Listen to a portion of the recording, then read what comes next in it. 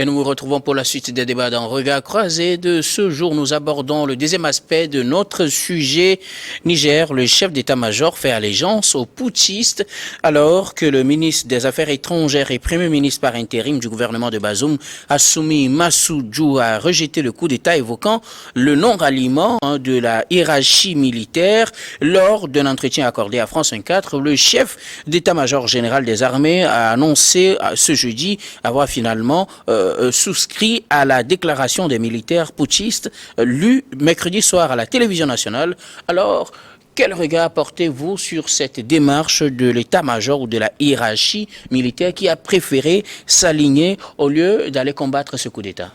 Non, depuis hier, il a été mis en majorité. Quand on voyait ceux qui ont fait cette déclaration de putsch, on notait déjà la police et quelques corps très sensibles de l'armée. Alors, il ne restait que lui pour faire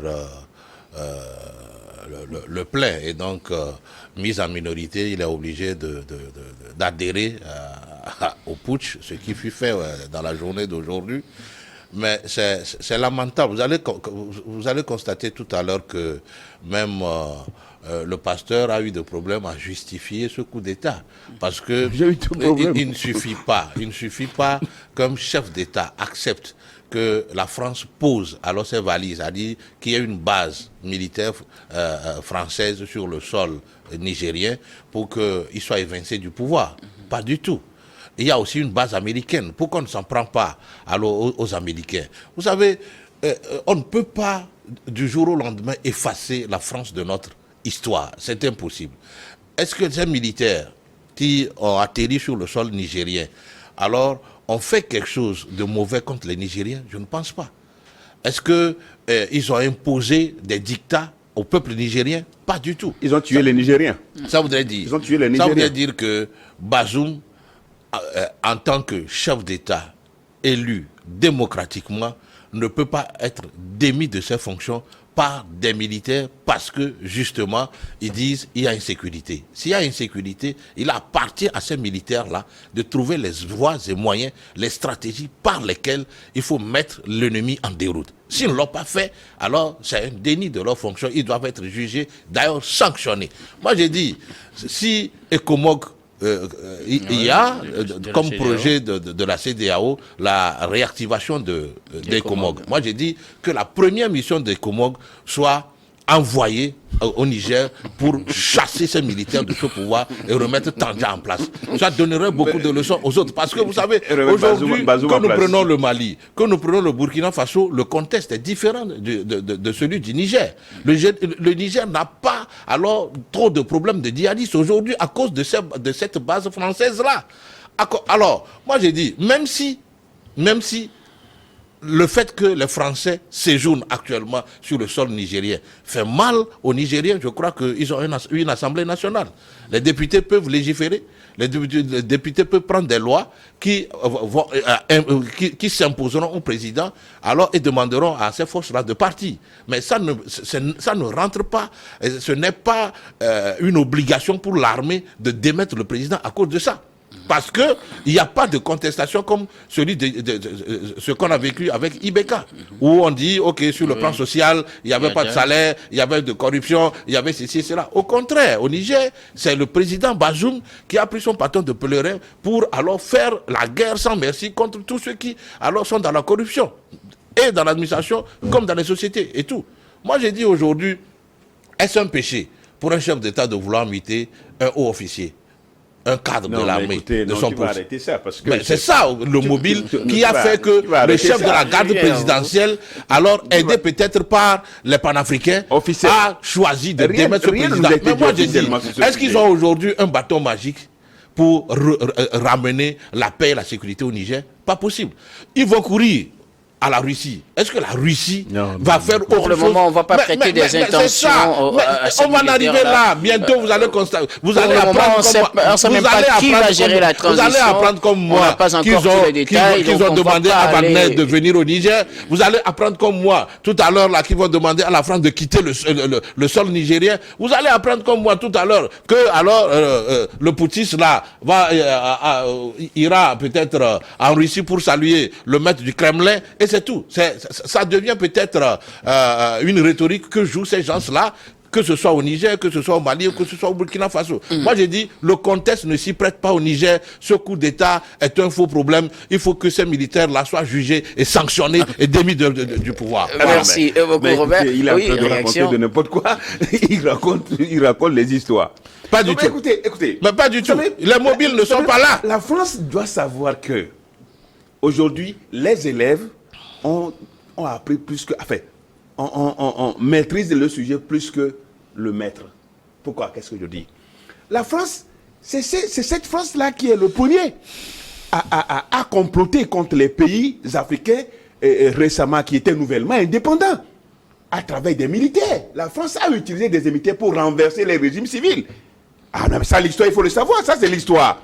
Ça, c'est l'histoire de l'Afrique. Oui. Les premiers jours des indépendances, mais faut-il rester aujourd'hui dans ce qu'on a toujours dénoncé, puisque ces coups d'État ont toujours été dénoncés. Justement, vous savez que la plupart de ces officiers, ils font ceci, ils font des trucs.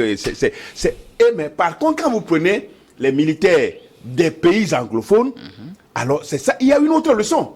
Pratiquement, c'est pour servir loyalement, servir rien que la nation. C'est un peu ça. Mais je suis en désaccord avec ces gens d'actes. Et ça, je le dis honnêtement. Mais il y a des pays, des dirigeants qui ont besoin de ça. J'ai l'impression que vous avez une dent contre Mohamed Bazoum. Non, mais je l'ai déjà dit. Je l'ai déjà dit parce que son comportement, sa position vis-à-vis d'autres pays qui ont opté justement de renverser les régimes pour des causes qu'ils ont énumérées. Mais ce n'est pas pour des raisons qu'ils ont énumérées, ce n'est pas le cas. Lui, spécialement, on a des dents contre lui. Nous avons des dents contre lui. Et vous avez des dents. Hein? Nous avons des dents, nous avons des dents contre lui parce que notre l'option aujourd'hui pour nous en Afrique, c'est vrai de dépendre rien que de nous-mêmes. Et ça, on le veut. Et quand il y a des régimes qui s'acoquinent, qui veulent vraiment, qui font la promotion de cette puissance-là, le cas de Bazoum, ben, on ne peut pas accepter. Je ne suis pas nigérien. Voilà, il ne revenait pas aux Nigériens peut-être de démettre Bazoum à travers une élection et puis on aurait tout compris. Je suis entièrement d'accord et je le dis. Mais c'est que sa position ne fait pas du bien parce qu'il est élu pour les Nigériens. Qu'est-ce que cela coûte aux Nigériens d'attendre les élections pour ne pas voter pour lui? Je me rappelle avoir fait un tweet pour dire que est-ce qu'il est élu pour un autre pays, mais il est élu pour un pays africain comme le Niger. Je me rappelle avoir fait un tweet comme ça. Parce qu'on a l'impression qu'il ne veut pas voir les réalités en face. Aujourd'hui, la roue de l'histoire tourne. Et il ne peut pas, en tant que chef d'État, dirigeant africain, se mettre dans une danse qui ne lui convient pas. Et naturellement, ça se paie cash. Et c'est ce qu'il a payé. Mais ça se paie cash. On n'a rien à faire avec la Russie. Même depuis Pétersbourg, la Russie a demandé la libération de Bazoum, effectivement. De Bazoum, effectivement. Que dites-vous aujourd'hui de l'attitude du chef d'état-major ou de la hiérarchie militaire dans cette affaire? Je crois que c'est une solidarité normale. C'est une solidarité normale. Mais on a vu dans des pays où il y a eu des affrontements entre différentes unités de l'armée. D'abord, il faut éviter le bain de sang. Parce que le Niger n'en a pas besoin. Le sang des Nigériens coule déjà sur le terrain avec les djihadistes. Il ne faut pas que les armées régulières, entre elles, s'affrontent et créent encore d'autres morts inutiles. Ce n'est pas bon. Et donc, du coup, ils ont compris quand même qu'il y avait une situation. On ne peut pas... Il y a du feu quand même. Il y a du feu au Niger. Peut-être que ce n'était pas officiellement... On ne l'a pas vu vite venir. Le coup d'État, on ne l'a pas vu venir. On sait quand même qu'il devait y avoir quelque chose. Et du coup, ce qui est arrivé, l'adhésion massive du commandement de l'armée nigérienne, c'est la preuve que tout est fini et que pour moi, la page de Bazoum doit être, il faut tourner sa page. Et il ne faut pas attendre de quelqu'un au soutien d'une force écomogue à venir pour aller faire quoi que ce soit. Et de quoi que les nouvelles autorités nigériennes ont déjà averti les pays étrangers de ne pas s'impliquer dans ce qui se passe sur le plan national avec le Niger. Ah oui, réaction, Robert Kossighan, vous avez quelque chose à dire? Je voudrais venir sur les toutes dernières interventions du pasteur. Je me dis, est-ce que si Bazoum critiquait peut-être les pays voisins au Niger, je voudrais parler du Mali et du Burkina, est-ce que ça suffisait qu'on le démette du pouvoir? Je ne sais pas même des critiques. Maintenant, nous sommes en démocratie où il y a liberté d'expression, où tout le monde est libre de critiquer, d'apporter peut-être son analyse. Il a droit de réserve. Mais la démocratie permet ça. La démocratie libère la parole. Donc lui, en tant que citoyen nigérien, peut aussi porter un regard sur la manière dont le Mali ou le Burkina Faso est géré. Et cela ne peut pas lui coûter son poste de président. Oui, mais est-ce que quelque part, nous sommes d'accord que cela ne doit pas lui coûter son poste de président? Tout à fait. Mais est-ce que les mots choisis par le président Bazoum à l'époque étaient les meilleurs pour critiquer la position de ses confrères? La démocratie permet ça. Non. La démocratie permet. La démocratie permet qu'on critique. La démocratie permet à ce que critiquer, tout le monde... d'accord, mais est-ce que vous n'avez pas vu... Est-ce qu'aujourd'hui, Bazoum faisait le jeu de la France contre les contextes ne sont pas les mêmes. Robert, vous savez, je ne peux pas critiquer, par exemple, les militaires maliens. Je ne peux pas critiquer les militaires burkinabés. Mais je dis... Pour les Nigériens, ce coup d'État n'a pas de sens. Ce coup d'État, si nous prenons la forme et le fond, ça ne vaut même pas la peine. Maintenant, si tant est que, à cause de ces critiques vis-à-vis de ses voisins, Bazoum commet des péchés, il y a peut-être la politique qui peuvent régler ce cas. Il y a aussi les Nigériens qui, au bout de son quinquennat, peuvent ne pas lui renouveler le mandat. Ça, c'est démocratique. Maintenant, qu'on prenne les armes, qu'on l'enferme dans une chambre, qu'on le force à signer sa démission, moi, c'est mon avis. Ce sont des choses qui sont contraires à la démocratie. Et si nous bénissons ça, si nous donnons notre bénédiction à ces gens-là, je dis, bientôt, l'Afrique fera un gros recul en arrière. Nous avons fait déjà de faux pas avec le vent de la boule. On ne doit plus tolérer alors un nouveau vent qu'est le coup d'État de souffler sur l'Afrique. Ce sont des pas en arrière. Tout le temps qu'ils vont prendre maintenant pour remettre l'État, le fonctionnement des institutions en place. L'État même, organiser les élections, réécrire une constitution dans le vide parce qu'il n'y a pas un problème qui nécessite la réécriture de la constitution aujourd'hui. Maintenant, est-ce que si les chefs militaires doivent aller sur le terrain, combattre l'ennemi, il faut démettre un président de la République? Non, nous devons poser des questions justes qui, alors, vont nous donner peut-être un sens pour voir que ce qui se fait aujourd'hui au Niger, si on le tolère, ça va devenir un cancer qui va gangréner le fonctionnement de nos États. Nous n'avons pas besoin de retourner en arrière, nous devons aller en avant. Merci beaucoup. Pasteur, est-ce que quelque part, on ne risque pas aussi de devenir la proie des militaires, les chefs d'État, les autres chefs d'État ne risquent pas de devenir la proie des militaires s'ils tiennent des propos qui, quelque part, ne plaisent pas à certaines personnes? Est-ce qu'ils ne risquent pas de subir le même sort que Je suis Mohamed Bazoum? d'accord que les militaires doivent rester dans les casernes et non pas à la tête des pays. Je suis parfaitement d'accord et je ne le cache pas sur ce plateau, je l'ai toujours dit. Mais quand dans un pays, la situation, c'est vrai que Robert dit il n'y a pas de crise au Niger, mais c'est que entre les Nigériens, parce que ce n'est pas la première fois que ça arrive, il y avait déjà eu des tentatives. Pourquoi il y avait eu des tentatives? Voilà, c'était en fait l'une de mes questions que j'avais prévues. Mais répondez-y en même temps. Pourquoi y avait-il eu des tentatives? Parce que même avant son investiture, il y avait des tentatives. À 2 jours de son investiture, il y avait des tentatives. Effectivement. Alors, ce qui veut dire que une partie des Nigériens ne se retrouvent pas dans sa gouvernance. Que lui reproche-t-on? Même avant qu'il ne vienne au pouvoir, que lui reprochait-on déjà? Non, d'abord, il faut reconnaître que lors de cette élection, il y a eu quand même une contestation vraiment tumultueuse. Quand il a été élu, il y a son adversaire, il y a eu de contestations. Il y a eu de contestations. Donc, ce qui veut dire que, quelque part, il y a des gens qui ne sont pas pour, c'est tout à fait normal. on ne peut pas être pour lui 100%. C'est tout à fait normal. Il y a des gens qui ne sont pas pour. Et si ces gens-là sont guidés par les intérêts enfin, ont une certaine acquaintance avec l'armée, ben ça ne peut qu'aboutir à un coup d'État. Ce que je le dis une fois encore, je dis, je n'épaule pas, je ne cautionne pas les coups d'État parce que c'est une manière d'interrompre des régimes démocratiquement élus. Je suis parfaitement d'accord sur ça. Mais au même moment, il y a certains dirigeants parce que n'incarnant pas, puis c'est ça, n'incarnant pas. Oui, c'est ça. N'incarnant pas. N'incarnant pas du tout les intérêts, non seulement de leur pays. Aujourd'hui, nous voulons faire bloc face à un ennemi commun. On veut faire bloc. Est-ce que c'est obligé de faire bloc? Oui, bien sûr, il le faut. Il le faut, notre Afrique en a besoin. Parce mais que cela ne devait pas être obligatoire. Non, mais il le faut. Même si je ne suggère pas à une obligation, je dis qu'il le faut. Et quand je dis, quand il y a un maillon qui ne se sent pas concerné, alors là, il faut enlever le maillon là. Il faut enlever le maillon. Est-ce que là, vous ne tenez pas un discours qui risque de se retourner contre plusieurs personnes finalement? Non, de peur de tenir un discours qui est contre ce que tient la masse.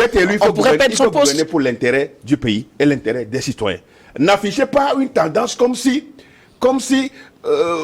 vous n'êtes pas élu pour... Est-ce que les Nigériens reprochent quelque chose à la gestion de Bazoum parce que à l'annonce du coup d'État, on a vu plutôt des gens aller soutenir Bazoum que de soutenir l'armée. Si on reprochait quelque chose au président, on aurait pu quand même aller soutenir l'armée que d'aller soutenir le président déchu, comme ça a été le cas au niveau du Burkina et au Mali. On peut reconnaître que c'est une exception.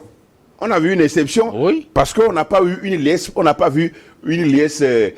populaire pour soutenir le coup d'État, mais pour contrecarrer plutôt, pour agir contre les putschistes. C'est une exception. Mais ça ne veut pas dire qu'au Niger, il n'y a pas eu de problème. Donc, de toutes les façons, de toute évidence, aujourd'hui, le Niger reste ce grand allié, ce grand rempart, ce dernier rempart dans le Sahel de la France. Et je dis que ceux qui sont au pouvoir au Mali, ceux qui sont au pouvoir au Burkina, mais pourquoi pas au Guinée, je crois qu'aujourd'hui, il y a quand même un vent pour permettre à l'Afrique d'avancer. Et moi, je le dis, il n'y a rien de nouveau sous le soleil.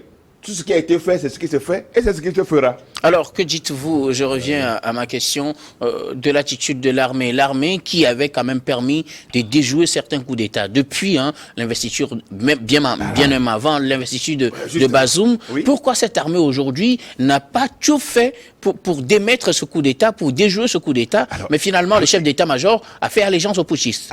Je crois qu'il faut, là justement, c'est ça qui doit nous permettre d'aller profondément. Il doit y avoir quelque chose qu'on nous dit. Enfin, il y a deux raisons qu'on nous a données. La dégradation, la détérioration de la situation sécuritaire et puis la mauvaise gouvernance économique et sociale. C'est les deux raisons qu'on nous a données. Mais peut-être plus tard, on saura davantage encore les mobiles qui ont soutenu ce coup d'État avec surtout l'allégeance de tout le commandement militaire de l'armée, tout le commandement de l'armée nigérienne. Donc c'est ça ce qu'il faut savoir. Donc on saura davantage d'autres mobiles qui vont s'ajouter à ce que les putschistes, enfin les nouvelles autorités nigériennes ont évoqué. Robert, qu'est-ce qui justifie le fait que l'armée cette fois-ci ne se soit pas vraiment opposée à ce putsch, selon vous? Non, le putsch est venu de l'armée. Je veux dire, le haut commandement militaire, parce que le putsch a été fait par la garde présidentielle. Depuis hier, on nous disait que normalement les autres unités devaient faire face à la garde. Par lire sur les réseaux sociaux comme quoi l'armée veut éviter un bain de sang, je savais que c'est tout le commandement militaire. Peut-être que le chef d'état-major ne voudrait pas tout de suite se jeter à l'eau comme les autres. Il voudrait peut-être un poste ou des avantages. Et c'est ça qui a fait traîner un peu les choses. Sinon, c'est juste pour ces avantages, il a fait traîner la séquence. Sinon, il était déjà dedans. Donc, moi... Pour vous, donc, l'armée était prédisposée à faire un coup d'État à Bazoum. Vous savez, ce qui se passe là, si les chefs corps n'ont pas tous adhéré et ont voulu discuter avec le meneur, c'est parce que tout le monde voulait la part de gâteau. C'est tout. Comprenez ça simplement. Donc il y a eu de négoces. Ah, il a eu des négoces. Tout le monde a voulu son poste, tout le monde a voulu ses avantages. Et une fois que c'est signé, voilà, vous allez constater qu'il y a même eu peut-être des changements de personnalité à certains postes et tout, et c'est fini.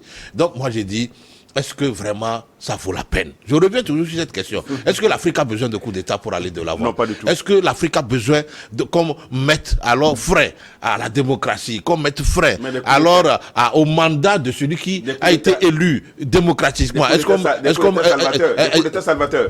Nous y reviendrons tout à l'heure. Ce n'est même pas salvateur. Peut-être ce coup d'État est salvateur au Burkina, c'est salvateur au Mali, mais est-ce que c'est salvateur au Niger? Puisqu'il n'y a pas de mobile convaincant. Il n'y a pas de mobile convaincant. C'est vrai que les panafricanistes vont toujours se contenter de cette histoire que voilà, Bazoum est dégagé parce que voilà, c'est un pion de la France. Mais moi je vais dire, je dis sur ce plateau, il y a des présidents africains qui alors font allégeance à la France plus que Bazoum.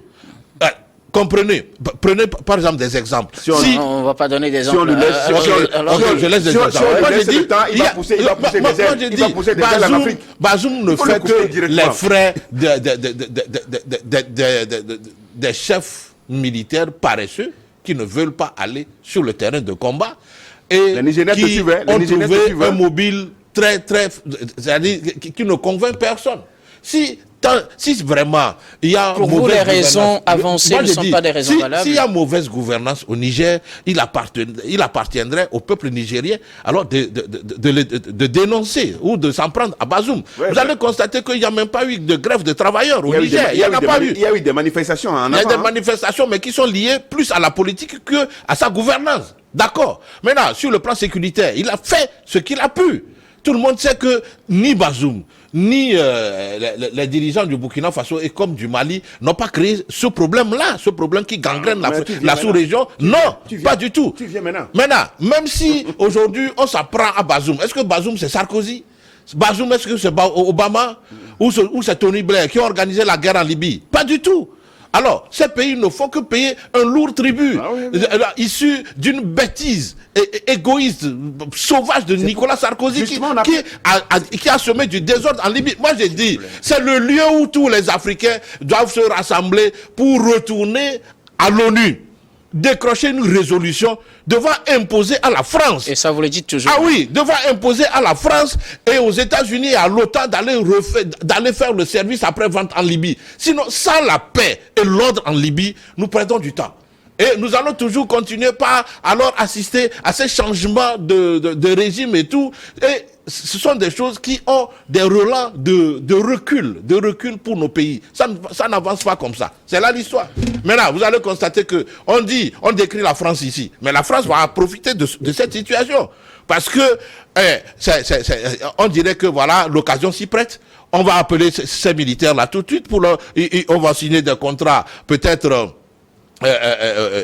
Comment on appelle des contrats qui vont peut-être profiter plus à la France et à ces puissances-là, puisque n'oubliez pas que le Niger dispose en quantité d'uranium. Et c'est avec cet uranium, on fait fonctionner alors de l'électricité dans les pays occidentaux. Et les Nigériens sont dans l'obscurité.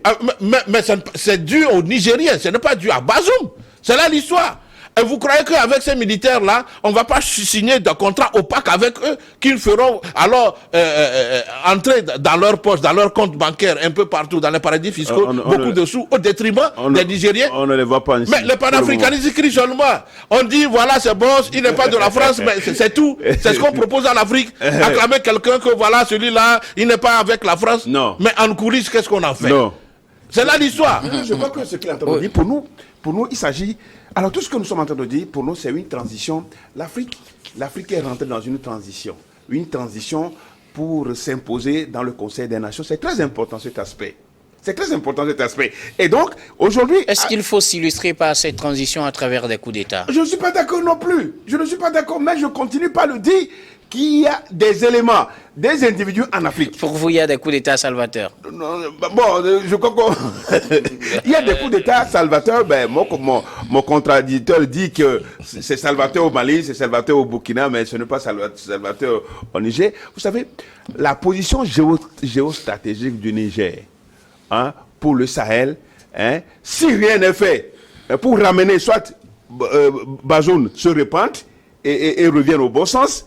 Et ce qui ne va pas du tout, il ne va pas du tout faire, en compte tenu de sa position, parce qu'il est déjà allé trop loin, il va plus revenir en arrière, et donc du coup, il faut lui trouver une solution. Et je crois que la solution la plus simple aujourd'hui pour lui, c'est de le mettre quelque part et que le Niger puisse se rallier aux autres pays. Alors, que diriez-vous si après ce coup d'État, il y a une transition et qu'on élit un nouveau président qui adopte pratiquement la même position que Bazoum? Vous allez soutenir encore un autre coup d'État? Non, je crois que c'est un sujet qu'on peut débattre après. Si vous pouvez me donner une réponse tout de suite. On peut débattre après. Mais ce qui est intéressant et important aujourd'hui, c'est que les gens doivent savoir que ces coups d'État viennent toujours, c'est-à-dire se produisent toujours en Afrique francophone. Et il faut aller chercher les vraies raisons. Pourquoi ça se passe en Afrique francophone et non dans les pays anglophones où on laisse les gens faire leur mandat 1-2, ils finissent 1-2, ils finissent, alors que ici en Afrique, dans l'Afrique francophone, les gens veulent rallonger. Ce n'est pas le cas de Bazoum, hein. Ah oui, il n'a pas encore fait un mandat. Il n'a même pas fini. Non, ce n'est pas son cas. Mais les gens veulent rallonger, aller 2, 3, 4, faire 3 contre la vie du peuple. Et tout ça là, ça contribue. Donc on met tout ça dans un panier, dans un même panier. Et quand on le met dans le panier, c'est l'Afrique francophone. Et quand vous dites l'Afrique francophone, c'est la France. La France continuera par être citée dans ces débats. Est-ce que finalement on n'accuse pas à tort aussi la France parce que nous-mêmes on fait des désordres et puis on vient dire que c'est la France? Mais c'est parce que c'est l'école. Son école, c'est ce que son école nous a donné. Mais il nous faut à nous-mêmes de nous imposer, de nous recréer et de pouvoir et d'avoir nous-mêmes une autre manière de penser, une autre manière d'agir, changer notre mentalité pour pouvoir faire avancer l'Afrique. Mais ce n'est pas le cas. Il faut fomenter. Je crois qu'il faut fomenter les disques durs de certains dirigeants en Afrique pour pouvoir permettre à la jeunesse africaine de se retrouver au 21e siècle. Les choses ne peuvent plus passer comme ça. Et ça fait mal à la France. Oui, peut-être que ça fait mal à la France. Un dernier mot? Est-ce que ça fait vraiment mal à la France? Non. Les contrats que la France a signés avec nos différents pays restent comme tels. La France continue par piller, entre parenthèses, nos pays. Aujourd'hui, beaucoup de ports francophones sont aujourd'hui propriété française. C'est aussi ça la réalité. Les contrats sont rompus ailleurs, dans d'autres pays. Dans quel pays? Citez-moi ces pays-là. Peut-être le Bénin. C'est tout. La Guinée, le Bénin. Donc, moi, j'ai dit autre chose. La France ne peut pas commercer il appartient aux avec Africains le Mali, le Burkina, par exemple, de cette manière. S'assumer. Nous avons opté pour la démocratie. Il faut qu'on observe. Il faut qu'on respecte les règles alors que la démocratie nous impose. La démocratie nous impose. Vous parlez bien des règles. Une des impositions des règles, démocratiques, c'est l'alternance doit se faire sur la base des élections et non des coups d'État. Merci beaucoup à vous. Nous allons marquer la pause pour le journal, puis on revient pour la suite de cette émission.